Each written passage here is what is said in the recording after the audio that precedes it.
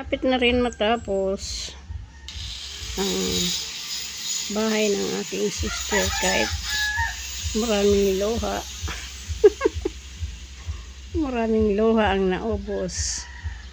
Ayan. Matatapos din yan. Ayan ang kanyang bahay. Gumaganda na rin.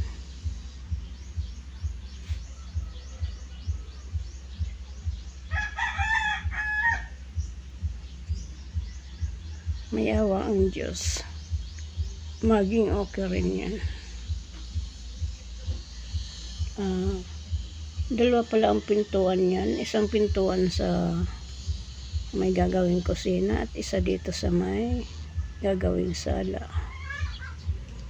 Yan, may awa ang Diyos. Matapos din yan.